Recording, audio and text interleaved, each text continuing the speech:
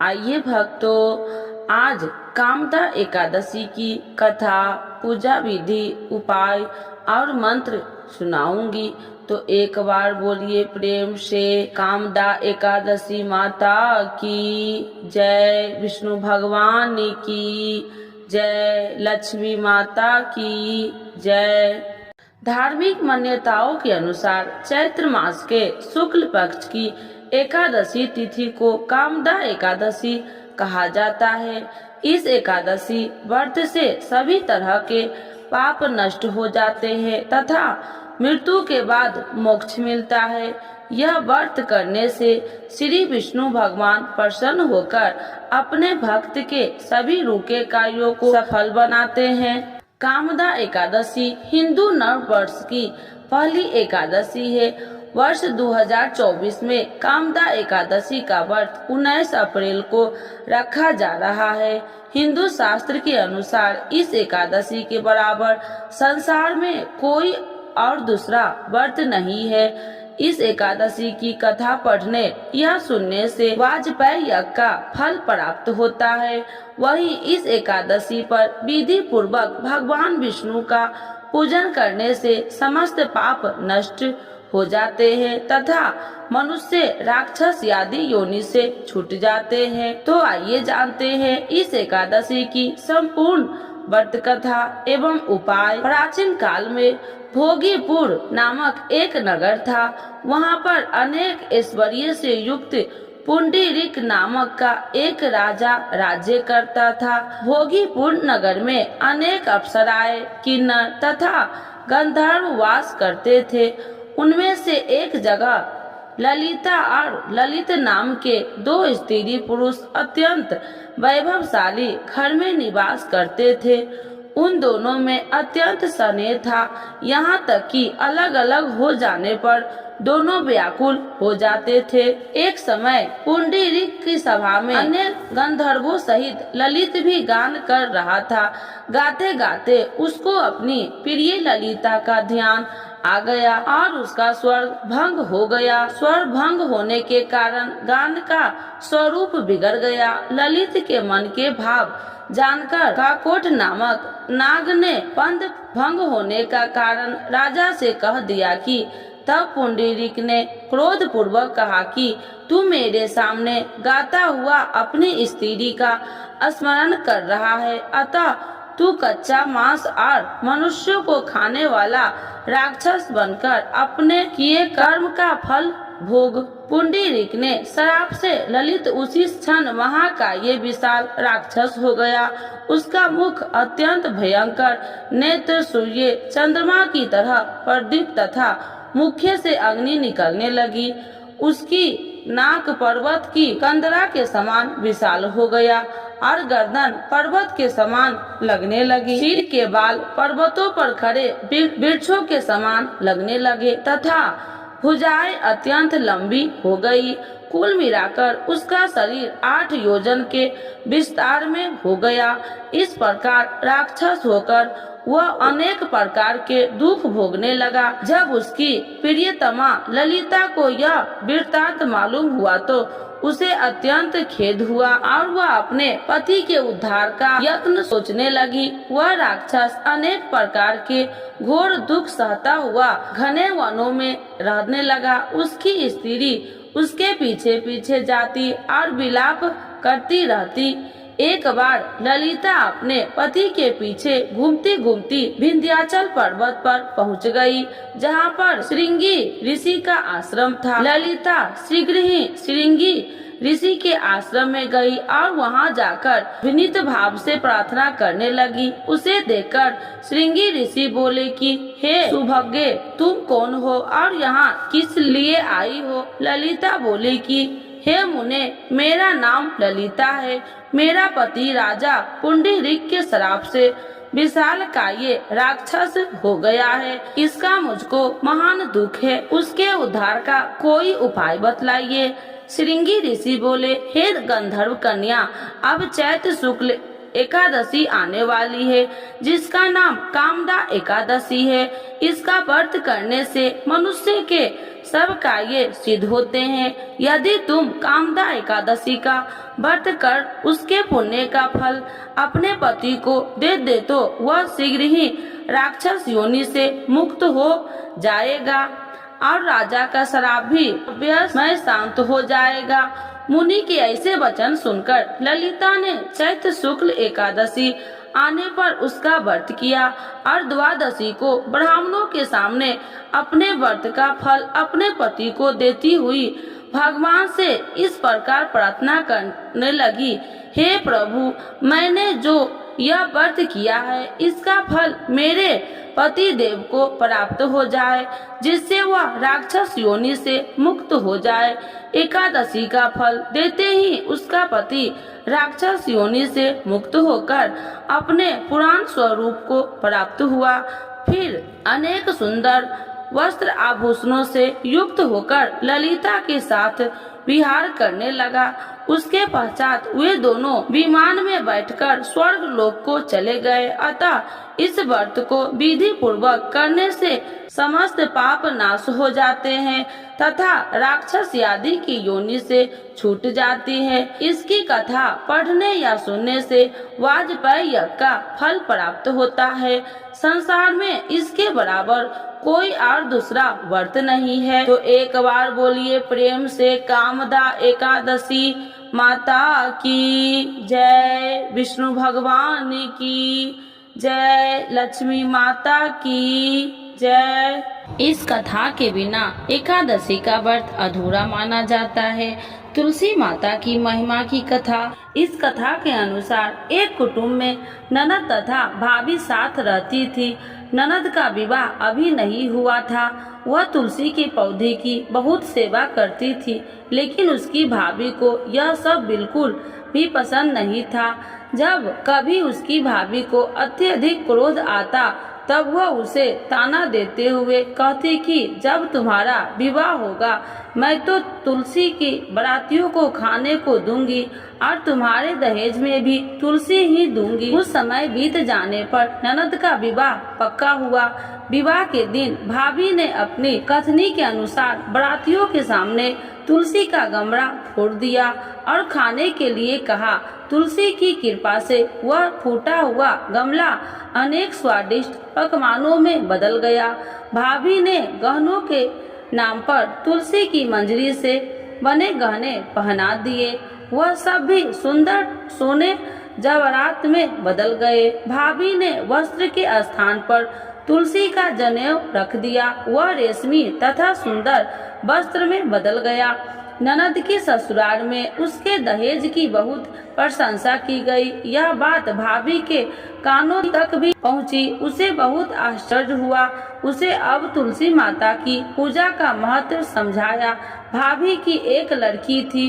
वह अपनी लड़की से कहने लगी कि तुम भी तुलसी का सेवा किया करो, तुम्हें भी बुआ की तरह फल मिलेगा।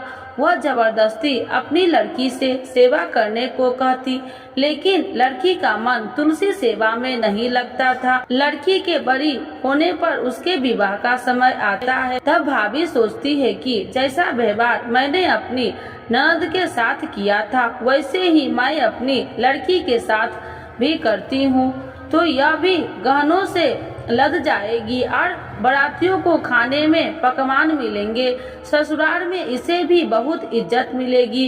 यह सोचकर वह बारातियों के सामने तुलसी का गमला फोड़ देती है, लेकिन इस बार गमले की मिट्टी मिट्टी ही रहती है। मंजरी तथा पत्ते भी अपने रूप में ही रहते हैं। जनेऊ भी अपना रूप नहीं बदलता है। सभी लोग तथा बारातियों द्वारा भाभी की बुराई की जाती है। लड़की के ससुराल वाले भी लड़की की बुराई करते हैं। भाभी कभी ननद को नहीं बुलाती थी। भाभी ने सोचा मैं बहन से मिलकर आता हूँ। उसने अपनी पत्नी से कहा और कुछ उपहार बहन के पास ले जाने की बात कही। भाभी ने थैले में जवार भरकर कहा कि और कुछ नहीं है, तुम यही ले जाओ। वह दुखी मन से बहन के पास चल दिया। वह सोचता रहा कि कोई भाई अपने बहन के घर जुआर ले कैसे जा सकता है, यह सोचकर वह एक गौशाला के पास रुका और ज्वार का थैला गाय के सामने पलट दिया। तभी गाय पालने वाले ने कहा कि आप गाय के सामने हीरे मोती तथा सोना क्यों डाल रहे हो। भाई ने सारी बात उसे बताई और धन लेकर खुशी से अपनी बहन के घर की ओर चल दिया। दोनों बहन भाई एक दूसरे को देखकर अत्यंत प्रसन्न हुए। हे तुलसी माता, जैसे आपने उस ननद पर कृपा करी है वैसे ही सब पर करना। कहानी सुनने वाले एवं हुंकार भरने वाले पर कृपा बरसाना, और जैसे भाभी पर किया है वैसे किसी पर नहीं करना। तो एक बार बोलिए प्रेम से तुलसी माता की जय, शालिग्राम भगवान की जय। कामदा एकादशी पूजा विधि। कामदा एकादशी के दिन ब्रह्म मुहूर्त में उठकर स्नान आदि से नियुक्त होकर स्वच्छ वस्त्र धारण करके श्री विष्णु भगवान का ध्यान करे। तत्पश्चात व्रत का संकल्प ले घर के मंदिर में एक चौकी पर लाल कपड़ा बिछाकर श्री विष्णु भगवान की प्रतिमा स्थापित करे। एक लोटे में जल लेकर उसमें तिल, रोरी और अक्षत मिलाकर अभिषेक करे। अब भगवान श्री विष्णु को फल, फूल, दूध, तिल, पंचामृत अर्पित करे। अब भगवान विष्णु को धूप दीप दिखाकर उन्हें पुष्प अर्पित करे। शुद्ध घी का दिया जलाए तथा विष्णु भगवान जी का आरती करे। फिर एकादशी का कथा का पाठ करे या सुने। शाम के समय पुनः भगवान विष्णु की पूजा करके फलाहार करे। श्री विष्णु भगवान का ध्यान भजन करते हुए रात्रि जागरण तथा विष्णु जी की आराधना करे। श्री विष्णु भगवान के मंत्र का ज्यादा से ज्यादा जाप करे। अगले दिन यानी द्वादशी तिथि को योग्य ब्राह्मण या किसी गरीब को भोजन करवाए, दान दक्षिणा दे तथा गरीब को गर्म कपड़े, तिल और अन्न का दान करे। तत्पश्चात स्वयं भी भोजन ग्रहण करके व्रत का पालन करे। श्री विष्णु सहस्त्र नाम चालीसा का पाठ करे। कामदा एकादशी उपाय। एकादशी के दिन समी के पौधे के पास आटे का दीपक जलाए। दिया जलाते समय उसमें कपूर और हल्दी डाले। आपके पास गंगा जल हो तो एकादशी के दिन पानी में गंगा जल डालकर नहाए। एकादशी के दिन पितृ तर्पण करे, इससे पितृदेव खुश होते हैं तथा श्री विष्णु भगवान प्रसन्न होकर सभी पापों को नाश करके सुख संपदा का आशीर्वाद देते हैं। एकादशी के दिन भगवान विष्णु को सात्विक चीजों का भोग लगाए तथा प्रसाद में तुलसी जरूर शामिल करे। एकादशी के दिन ओम नमो भगवते वासुदेवाय मंत्र का जाप करते हुए साय में तुलसी जी के सामने घी का दिया जलाए। 7:30 से परेशान है तो शनिवार के दिन आने वाली एकादशी के दिन अंधेरा होने के बाद पीपल वृक्ष पर मीठा जल अर्पित करके सरसों के तेल का दिया और अगरबत्ती लगाए और वहीं बैठकर हनुमान चालीसा तथा शनि चालीसा का पाठ करके पीपल की 7 परिक्रमा करे। एकादशी की व्रत कथा पढ़ने या सुनने मात्र से मनुष्य पापों तथा राक्षस योनि से मुक्त होता है। मंत्र ओम विष्णवे नमः, ओम हूँ विष्णवे नमः, ओम नमो भगवते वासुदेवाय नमः, ओम नमो नारायण नमः, ओम नमो नारायण श्रीमन नारायण नारायण हरि हरि। श्री कृष्ण गोविंद हरे मुरारी, हे नाथ नारायण वासुदेवा। श्री नारायण विद्महे वासुदेवाय धीमहि तन्नो विष्णु प्रचोदयात्। कामदा एकादशी माता की आरती। ओम जय एकादशी जय एकादशी जय एकादशी माता, विष्णु पूजा व्रत को धारण कर शक्ति मुक्ति पाता। तेरे नाम की नाउ देवी भक्ति प्रदान करनी, गण गौरव की देनी माता शास्त्रों में वर्णी। तेरे नाम गिनाऊं देवी भक्ति प्रदान करनी, गण गौरव की देनी माता शास्त्रों में बरनी। ओम जय एकादशी जय एकादशी जय एकादशी माता। मार्गशीर्ष के कृष्ण पक्ष की उत्पन्ना विश्वतार जन्मी। शुक्ल पक्ष में होए मोक्षदा मुक्ति दाता बन आई। मार्गशीर्ष के कृष्ण पक्ष की उत्पन्ना विश्वतारिणी जन्मी। शुक्ल पक्ष में होई मोक्ष दा मुक्ति दा बन आई। ओम जय एकादशी जय एकादशी जय एकादशी माता। पौष के कृष्ण पक्ष की सफला नामक है। शुक्ल पक्ष में होए पुत्र दा आनंद अधिक रहे। पौष के कृष्ण पक्ष की सफला नामक है। शुक्ल पक्ष में होए पुत्र दा आनंद अधिक रहे। ओम जय एकादशी जय एकादशी जय एकादशी माता। नाम षटतिला माघ मास में कृष्ण पक्ष आवे। शुक्ल पक्ष में जया कहावे विजय सदा पावे। नाम षटतिला माघ मास में कृष्ण पक्ष आवे। शुक्ल पक्ष में जया कहावे विजय सदा पावे। ओम जय एकादशी जय एकादशी जय एकादशी माता। विजया फाल्गुन कृष्ण पक्ष में शुक्ला आमलकी। पाप मोचनी कृष्ण पक्ष में चैत्र महाबली की। विजया फाल्गुन कृष्ण पक्ष में शुक्ला आमलकी। पाप मोचनी कृष्ण पक्ष में चैत्र महाबली की। ओम जय एकादशी जय एकादशी जय एकादशी माता। चैत्र शुक्ल पक्ष में नाम कामदा धन देने वाली। नाम बरूधनी कृष्ण पक्ष बैसाख माह वाली। चैत्र शुक्ल पक्ष नाम कामदा धन देने वाली। नाम बरूधनी कृष्ण पक्ष बैसाख माह वाली। ओम जय एकादशी जय एकादशी जय एकादशी माता। शुक्ल पक्ष में होए मोहिनी अपरा ज्येष्ठ कृष्ण पक्षी। नाम निर्जला सब सुख करनी शुक्ल पक्ष रखी। शुक्ल पक्ष में होए मोहिनी अपरा ज्येष्ठ कृष्ण पक्षी। नाम निर्जला सब सुख करनी शुक्ल पक्ष रखी। ओम जय एकादशी जय एकादशी जय एकादशी माता। योगिनी नाम आषाढ़ में जाने कृष्ण पक्ष करनी। देवशयनी नाम कहावे शुक्ल पक्ष धरनी। योगिनी नाम आषाढ़ में जाने कृष्ण पक्ष करनी। देवशयनी नाम कहावे शुक्ल पक्ष धरनी। ओम जय एकादशी जय एकादशी जय एकादशी माता। कामिका श्रावण मास में आवे कृष्ण पक्ष कहिए। श्रावण शुक्ला होए पवित्रता आनंद से रहिए। कामिका श्रावण मास में आवे कृष्ण पक्ष कहिए। श्रावण शुक्ला होए पवित्रता आनंद से रहिए। ओम जय एकादशी जय एकादशी जय एकादशी माता। आजा भाद्रपद में कृष्ण पक्ष की परवर्तिनी शुक्ला। इंदिरा आसीन कृष्ण पक्ष में व्रत से भवसागर निकला। आजा भाद्रपद कृष्ण पक्ष की परवर्तिनी शुक्ला।